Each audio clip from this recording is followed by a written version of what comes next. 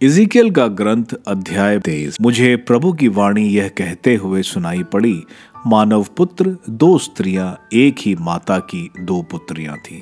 वे मिस्र में व्यभिचार करती थीं। वे अपनी युवावस्था से ही व्यभिचार करती थीं। वहां उनका उरोज मर्दन होता था। उनके अक्षत स्तन सहलाए जाते थे। बड़ी का नाम ओहोला था और उसकी बहन का नाम ओहोलीबा। मैंने उन्हें अपना लिया और उनके पुत्र पुत्रियां उत्पन्न हुई। ओहोला नाम समरिया का है और ओहोलीबा यरूशलेम का। जब ओहोला मेरे अधीन थी तो उसने व्यभिचार किया। वह असूरियों पर मोहित हो गई और बैगनी वस्त्रधारी योद्धाओं, शतपों और सेनापतियों पर, जो सभी अश्वरोही सुंदर नवयुवक थे, उसने अपने आप को सभी सर्वोत्तम असुरों को व्यभिचार के लिए अर्पित किया। और वह जिनके प्रति असक्त थी, उनकी मूर्तियों की पूजा द्वारा अपने को दूषित किया। उसने मिस्र में रहते समय किए गए व्यभिचार का परित्याग नहीं किया था, क्योंकि उसकी तरुणाई में लोग उसके साथ सोए थे। उन्होंने उसके अक्षत उरेज सहलाए और अपनी वासना शांत की थी। इसलिए मैंने उसको उसके प्रेमी असुरियों के हाथ दे दिया, जिन पर वह असक्त थी। उन्होंने उसे निर्वस्त्र कर उसके पुत्र पुत्रियों को बंदी बनाया और उसे तलवार के घाट उतार दिया।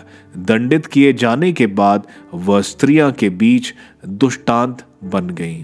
उसकी बहन ओहोलीबा ने यह सब देखा, तब भी वह उससे कहीं अधिक भ्रष्ट बनी रही और व्यभिचार में उससे भी आगे रही।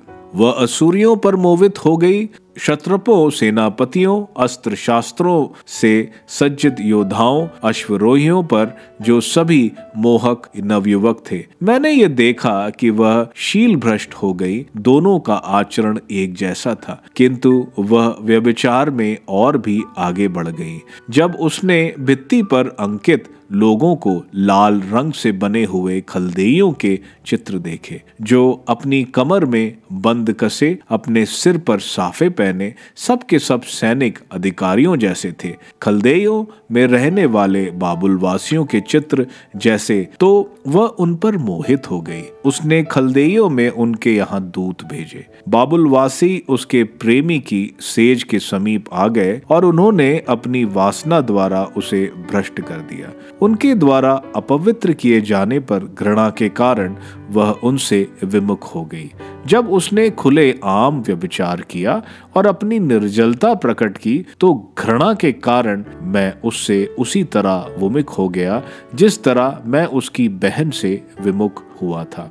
तब भी वह अपनी तरुणाई के उन दिनों की याद कर, जब वह मिस्र देश में व्यभिचार करती थी और अधिक व्यभिचार करती गई।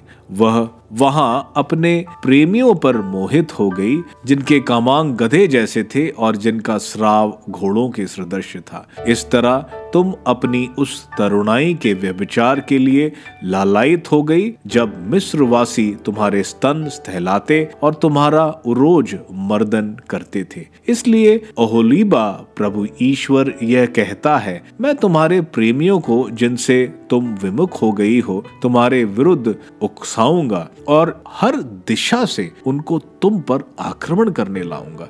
बाबुल वासियों, सभी खलदेइयों, पकौद, शुआ और कोआ के निवासियों तथा उनके साथ सभी असुरियों को, मोहक नवयुवकों, उनके समस्त शत्रुओं, सेनापतियों, पदाधिकारियों और सैनिकों को, जो सभी अश्वरोही हैं। वे रथों, वाहनों और विशाल जनसमूह के साथ उत्तर की ओर से तुम पर आक्रमण करेंगे।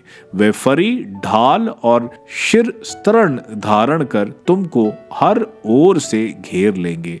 मैं उनको तुम्हारे न्याय का अधिकार दे दूंगा और वे अपने विधान के अनुसार तुम्हारा न्याय करेंगे। मैं तुम्हारे विरुद्ध अपना कोप प्रकट करूंगा, जिससे वे तुम्हारे साथ रोषपूर्ण व्यवहार करें। वे तुम्हारे नाक कान काट देंगे और तुम्हारे बीच जीवित रह गए लोग तलवार के घाट उतार दिए जाएंगे। वे तुम्हारे पुत्र पुत्रियों को पकड़कर ले जाएंगे और तुम्हारे बीच जीवित रह गए लोग लोग आग में जला दिए जाएंगे। वे तुम्हारे वस्त्र तक उतार लेंगे और तुम्हारे बहुमूल्य आभूषण छीन लेंगे। मैं मिस्र देश में शुरू हुए तुम्हारे दुराचरण और व्यभिचार का अंत कर दूंगा, जिससे तुम ना तो मिस्रियों की ओर देखोगी और ना कभी उनका स्मरण करोगी। क्योंकि प्रभु ईश्वर यह कहता है, मैं तुम्हें उन लोगों के हाथ कर दूंगा जिनसे तुम घृणा करती हो, उन लोगों के हाथ जिनसे तुम घृणा के कारण विमुख हो गई हो। तुम्हारे प्रति उनका व्यवहार घृणा का होगा। वे तुम्हारे श्रम का समस्त लाभ हड़प लेंगे, तुम्हें निर्वस्त्र और नग्न छोड़ देंगे और तुम्हें व्यभिचारी की निर्जलता प्रकट हो जाएगी। मैं उनको तुम्हारे न्याय का अधिकार दे दूंगा और वे अपने विधान के अनुसार तुम्हारा न्याय करेंगे। मैं तुम्हारे विरुद्ध अपना कोप प्रकट करूंगा, जिससे वे तुम्हारे साथ रोषपूर्ण व्यवहार करें। वे तुम्हारे नाक कान काट देंगे और तुम्हारे बीच जीवित रह गए लोग तलवार के घाट उतार दिए जाएंगे। वे तुम्हारे पुत्र पुत्रियों को पकड़कर ले जाएंगे और तुम्हारे बीच जीवित रह गए लोग आग में जला दिए जाएंगे। वे तुम्हारे वस्त्र तक उतार लेंगे और तुम्हारे बहुमूल्य आभूषण छीन लेंगे। मैं मिस्र देश में शुरू हुए तुम्हारे दुराचरण और व्यभिचार का अंत कर दूंगा, जिससे तुम ना तो मिस्रियों की ओर देखोगी और ना कभी उनका स्मरण करोगी। क्योंकि प्रभु ईश्वर यह कहता है, मैं तुम्हें उन लोगों के हाथ कर दूंगा जिनसे तुम घृणा करती हो, उन लोगों के हाथ जिनसे तुम घृणा के कारण विमुख हो गई हो। तुम्हारी प्रति उनका व्यवहार घृणा का होगा। वे तुम्हारे श्रम का समस्त लाभ हड़प लेंगे, तुम्हें निर्वस्त्र और नग्न छोड़ देंगे और तुम्हारे व्यभिचार की निर्जलता प्रकट हो जाएगी। तुम्हारे दुराचरण और व्यभिचार के कारण ही तुम पर यह बीती है, क्योंकि तुमने राष्ट्रों के साथ व्यभिचार किया और उनकी देवमूर्तियों की पूजा द्वारा अपने को अपवित्र बनाया। तुमने अपनी बहन का अनुसरण किया, इसलिए मैं उसका प्याला तुम्हारे हाथ दे दूंगा। प्रभु ईश्वर यह कहता है, तुम अपनी बहन का प्याला पियोगी जो गहरा और बड़ा है। तुम्हारी हंसी होगी और तुम्हारा उपहास किया जाएगा, क्योंकि उसमें बहुत समाता है। तुम नशे और उदासी से भर जाओगी। तुम्हारी बहन समरिया का प्याला संत्रास और विध्वंस का प्याला है। तुम इसे पियोगी और अंतिम बूंद तक पीती रहोगी। तुम अपने केश नोचोगी और अपनी छाती चिरोएगी, क्योंकि यह मैंने कहा है। यह प्रभु ईश्वर की वाणी है। इसलिए प्रभु ईश्वर यह कहता है, तुमने मुझे भुला दिया है और अपने आप से ओझल कर दिया है, इसलिए तुम अपनी दुष्चरिता और व्यभिचार के फल भोगोगी। प्रभु ने मुझसे यह कहा, मानव पुत्र, क्या तुम ओहोला और ओहोलीबा का न्याय करोगे? तो उनके घृणित कार्यों की घोषणा उनके सामने कर दो। उन्होंने व्यभिचार किया है और उनके हाथ खून में रंगे हैं। उन्होंने अपनी देवमूर्तियों के साथ व्यभिचार किया है, यहाँ तक कि उन्होंने मेरे लिए उत्पन्न अपने पुत्रों को उन्हें बलि के लिए अर्पित किया है।